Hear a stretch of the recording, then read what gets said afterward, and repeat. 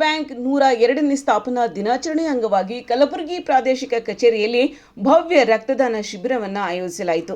ಸಮಾಜದ ಹಿತದೃಷ್ಟಿ ಮತ್ತು ಮಾನವೀಯ ಸೇವೆಯ ಸಂಕಲ್ಪದೊಂದಿಗೆ ಈ ಕಾರ್ಯಕ್ರಮ ಯಶಸ್ವಿಯಾಗಿ ನೆರವೇರಿತು. ಪ್ರಾದೇಶಿಕ ಮುಖ್ಯಸ್ಥರಾದ ಶ್ರೀ ನಾಗರಾಜನ್ ರೆಡ್ಡಿ ಅವರ ಪ್ರೇರಣೆಯಿಂದ ನಡೆದ ಈ ಶಿಬಿರದಲ್ಲಿ ಮುಖ್ಯ ವ್ಯವಸ್ಥಾಪಕರಾದ ಶ್ರೀ ಶಶಿ ಕಿರಣ್, ಶ್ರೀ ಸೋಮಶೇಖರ್ ಜಿ ಹಾಗೂ ಶ್ರೀ ಮಂಜುನಾಥ್ ಟಿಕೆ ಉಪಸ್ಥಿತರಿದ್ದರು. ರಕ್ತದಾನದ ಮಹತ್ವವನ್ನು ವಿವರಿಸಿದರು. ರಕ್ತದಾನವು ಜೀವದಾನ ಎಂಬ ಸಂದೇಶ ಸಾರುತ್ತಾ ಸಿಬ್ಬಂದಿ ಹಾಗೂ ಗ್ರಾಹಕರಿಗೆ ಪ್ರೇರಣೆಯನ್ನು ನೀಡಿದರು.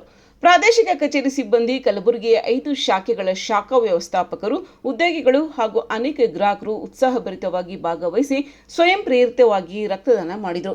ವೈದ್ಯಕೀಯ ತಂಡದ ಮೇಲ್ವಿಚಾರಣೆಯಲ್ಲಿ ಸುರಕ್ಷಿತವಾಗಿ ರಕ್ತ ಸಂಗ್ರಹಣೆ ನಡೆಯಿತು.